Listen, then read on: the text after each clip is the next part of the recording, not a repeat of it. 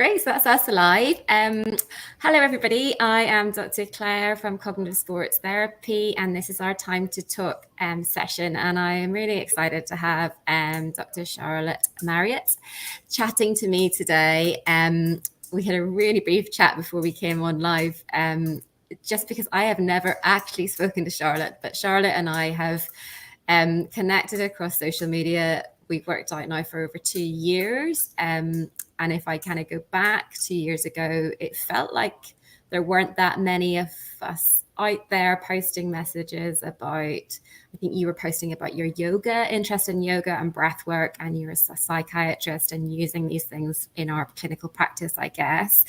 And we've had slightly different journeys since then, but we keep overlapping. And I'm really pleased to have Charlotte here today. We've been doing kind of themes around connection through this month. It is Mental Health Awareness Week this week, and the theme this year has been loneliness. And I guess to me, the antidote of that is connection.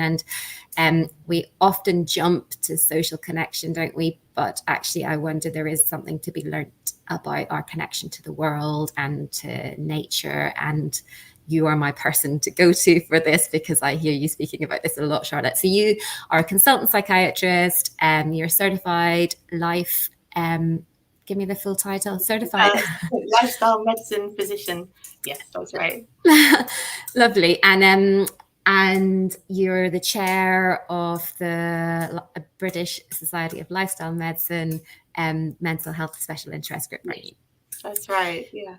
And I see your posts, and the thing that I love about you is that you kind of obviously live by the messages that you give as well. So you're always out in nature. Well, you're obviously not always out in nature, but you post about being in nature. And when I hear you talk, that seems to be the thing that you kind of are really passionate about. Do you want to say something a little bit about how you've ended up where you've ended up and how this interest started for you?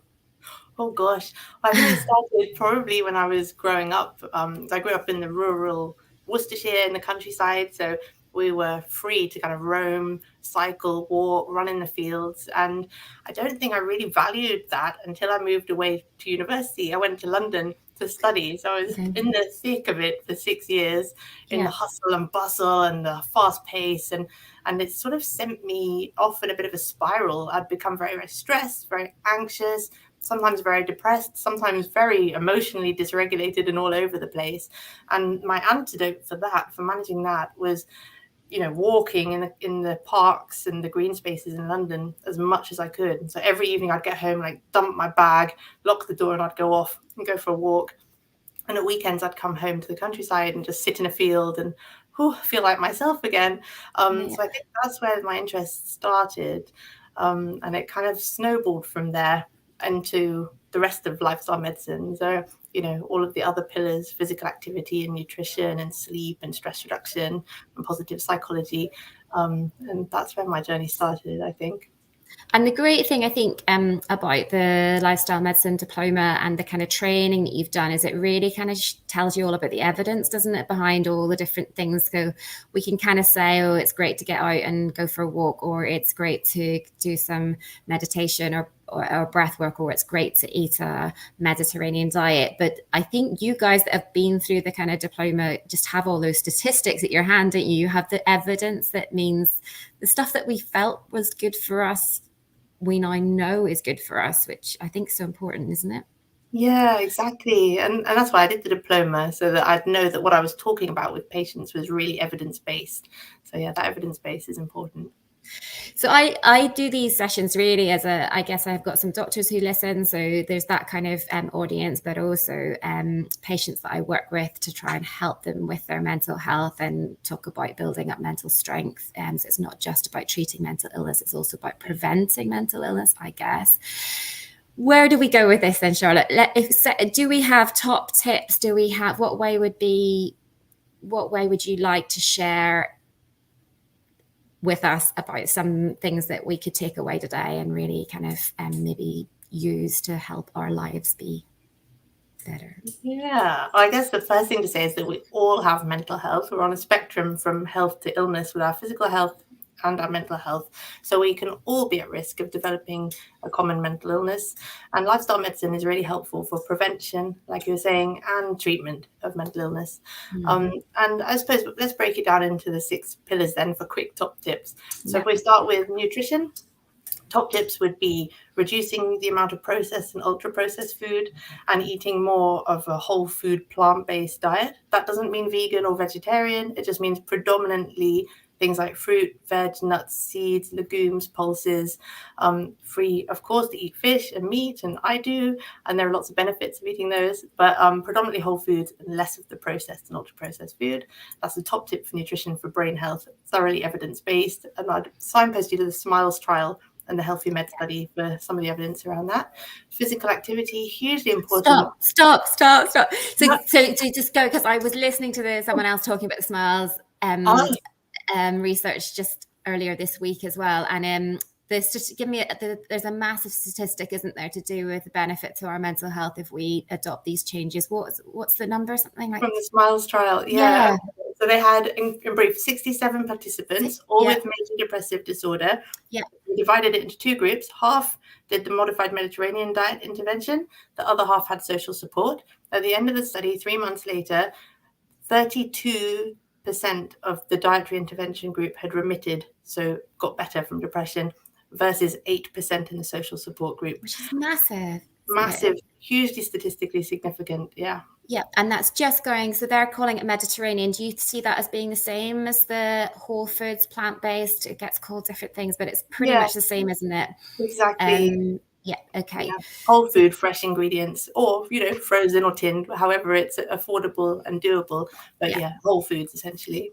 And we kind of know that, don't we? So if we eat kind of brown, stodgy food, we tend to feel a bit slowed up and stodgy, don't we? So getting the colours on our plate and really thinking mindfully, I guess, about what we eat is kind of really important, isn't it? Yeah, definitely. Sorry, you can keep going. So that's pillar number 1. Pillar number 1. And I'm glad you asked me that statistic, because I literally can't remember any other numbers from any other study. So that's what I can't remember. Fine. I loved it because I just heard it this week. So.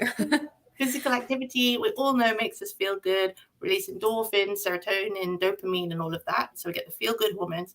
But it is also massively important for reducing our risk, not only of depression by about 30%, but also of cognitive decline. So things like Alzheimer's and Parkinson's disease. It reduces our risk of anxiety disorders, but also cardiovascular disease, type 2 diabetes, various cancers, including breast and colon cancer. So physical activity is a no-brainer. And we only have to, it's 150 minutes a week that's recommended. So it's only 20 to 30 minutes a day. And it doesn't have to be 20 or 30 minutes of running or walking. It can be broken up into small segments during the day. Things like taking the stairs and dancing and stuff like that. And I'm going to stick in there because I've heard Brendan Stubbs talk, and he says that 90 minutes for our mental health is actually a really good starting point. So I often have people thinking, I know we're saying only 20 to 30 minutes a day, but for some people that's massive. So I think you're nodding, aren't you? I just go with it. Don't be too worried about those numbers. 150 might to some people sound like a lot, but there is benefit to be had on a lot less than that as well. Right. So exactly. Brilliant. And in fact, the greatest benefits are for somebody who doesn't do any exercise at all, to just do a tiny bit, just 5 minutes, that you'll notice a huge benefit. So yeah, that's all really good. And we could talk more and more about that, but we haven't got time. Let's go through the second pillar. Let's think about stress reduction next. Managing stress is hugely important. We all need a little bit of stress to make us get up out of bed in the morning and to do the things we need to do. But too much stress has a massive impact on our physical health and our mental health. So things that can help manage stress: regaining perspective, social connections, all of those kind of obvious things. Also things like active relaxation, mindfulness, meditation, yoga have a huge evidence base with neurological, neuroscience evidence, looking at brain scans, functional magnetic resonance imaging and things. And they can help us use our parasympathetic nervous system to get into rest and digest instead of being in fight and flight mode. I find what you were talking about right at the beginning about being in nature, that is the most effective stress reduction strategy for me personally, and also in the evidence base. There's huge evidence for the benefits for impacting your immune system, your mental health, your well-being, your feeling of vigor and energy, and meaningful reductions in our stress hormones measured in saliva and urine, they found in various studies. So hugely impactful. And I think that's the thing to kind of say. I was giving a talk earlier on today about nature again and the impacts that it can have. And I think there is that sort of thought that it's all very just nice and it's wishy-washy, but there's actual chemical changes that happen, aren't there? And the kind of Japanese studies of the sort of forest bathing, it's amazing the impact that it has on pretty much nearly every system of our bodies. It's like we're made to be amongst nature, particularly trees, and the statistics are great, and that impact that can continue for up to 30 days after we've been in that kind of environment. It's like it's great. So yeah. Exactly. Yeah, nature's not a nice to have, it's a biological necessity for us.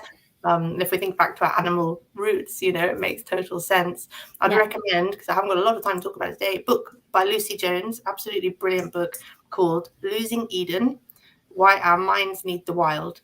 And it's her sort of narrative exploration of how nature's been really fundamental for her health and well-being, but also weaving in all the evidence base, so it's thoroughly grounded in the scientific evidence base. Really brilliant book. Just a plug for that. And I'm just going to stick in there as well, because I've been watching you and I've been seeing you learning to swim, and I've been seeing you getting in the cold water, and I love that. And you're really putting yourself out there, and I can pick up on it not being, it's not all about the nature, it's also about pushing your boundaries and things like that. What's the kind of, because I hear people talking about blue prescriptions and green prescriptions, and I have all my statistics around green and being around trees and forests, and I know that I get something from being near water. That's what I kind of love. I need to be near water. What do we know about that? Where is that coming from? Do we know anything about that? Yeah, well, the benefits of wild swimming, cold water swimming in particular, are being really deeply researched at the moment, particularly by an organisation called Chill UK. So you can check out their research work. I think water is very calming. It's very relaxing, the sound and the sight of it, and being surrounded by it. But specifically submerging yourself into cold water, or splashing it on your face even. So you don't have to get into a lake. You can just splash your face with cold water. Activates your parasympathetic nervous system. There's something called hormesis, which is our ability to adapt to stresses. So the more that we expose ourselves to small repeated stresses, like cold water exposure, the more our body adapts to stress, and then that percolates throughout the rest of our lives. It makes us more adaptable and more resilient to stresses of different kinds, psychological stress as well as a physical cold stress. It's amazing. Have you stuck with that? Do you still go in? I've been in since, yeah. So that lake was in Wales. It had been -7 that week. It was really very, very cold. But I feel like a challenge to do it, and I don't like to let myself down. And then we went paddleboarding 2-3 weeks ago, and I went for a swim in the river when we finished paddleboarding. So yeah, nice. I'm going to try and do it often, not like super regularly, but when I have the opportunity. Yeah.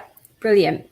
So where are we at? We've got nutrition is pillar number 1, and I've written this down. And we've got our physical activity is pillar number 2. We've got stress reduction is 3. Yeah, sleep. Sleep. Oh, we love sleep, don't we? Yeah, super essential for our health and well-being. And we all know how awful we feel after a bad night's sleep, but it significantly increases our risk of a range of physical and mental illnesses if we don't get good sleep. Yeah. Type 2 diabetes, cardiovascular disease, strokes, and depression and anxiety, and bipolar affective disorder relapses, and all of those things. So we need good quality sleep. Top tip is getting daylight exposure in the morning. And I could talk all about melatonin production. Essentially, daylight or blue light from screens suppresses our melatonin. So we want that to happen during the day. Melatonin is our sleep hormone. But then in the evening, we want it to be dim lights, darker, and then melatonin production is stimulated, and that helps us fall asleep. So top tip, daylight exposure in the morning or early afternoon. Lovely. And I'll bring you back for a sleep one, because I do sleep quite a lot. So you can maybe we can focus on sleep one day. Yeah, cool. And then 5. we've got avoiding risky substances, so smoking and alcohol and drugs. And I think we don't need to labor that point too much, do we? Everyone knows how bad they are for our health. Yeah. And then the final pillar is positive psychology and connectedness, which fits into the loneliness theme that you mentioned. Because there's this amazing statistic that chronic loneliness is as bad for human health as smoking 15 cigarettes a day, increasing the risk of all-cause mortality, particularly through cardiovascular disease, by 50%. So it's a massive increased risk for our health. And there are lots and lots of scientific reasons why that might be, involving oxytocin and serotonin and dopamine and all of those things. Top tips are, like I say, connecting, not just with other people, but also with ourselves, taking time to look after ourselves, be alone with our thoughts, get to know ourselves.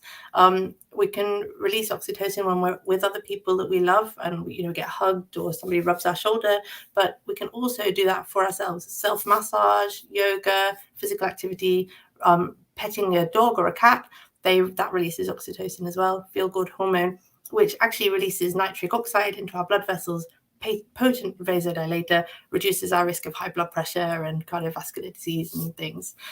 Kindness has a ripple effect. If we're kind to one person, that person will be kind to 3 or 5 other people, who'll be kind to 3 or 5 other people. And by that way, we can kind of spread connection, spread kindness, and gratitude. I could talk about gratitude journal. We're running really short of time. But yeah, I benefit from mine, and there's a big evidence base for gratitude as well. Yeah. And it's really nice to hear you say about that. It doesn't need to be connection to other people necessarily, because I know that I do work with people, and I'm sure you do too, about people who really actually don't feel comfortable with that, and that there are ways for us to feel connected and less alone in other ways. And that kind of, as you say, being kind to ourselves and knowing ourselves is often the first step in that. So it's nice to hear you say that, because I've been kind of trying to spread that message a little bit myself. So and I'm aware we're over time, but I just wanted to just say, for one line, even, do you see this being more at the forefront of where we go with medicine generally? It feels like there's a movement coming, doesn't there? It's great to see. I really hope so, because I think we've been ignoring it for too long. And this way of practicing where we weave in lifestyle interventions into treatment as usual. So it's not saying, do this, we're not giving you any medication, stuff like that. But I think it can have a really profound effect on people's health and happiness and well-being. So yeah, I really hope it is taking off. We see it with the diabetes prevention program, and it's getting more and more mainstream. Yeah, it definitely feels like it, which is really, really great to see. Yeah, absolutely.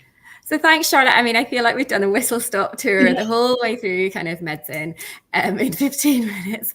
I probably would love to have you come back another time. Maybe we can kind of spend a bit more time on individual topics. But it's really lovely to meet you, and thanks for agreeing to come on. And as ever, these are videos. If anybody wants to rewatch it, it will be on our YouTube channel or on our Facebook page. And if anyone's got any questions for Charlotte, please feel free to either contact her, you or the lifestyle psychiatrist, on social media, or through myself. I can pass them on to Charlotte. But hopefully we've given you some good tips today, and a hint of positivity into the middle of your week.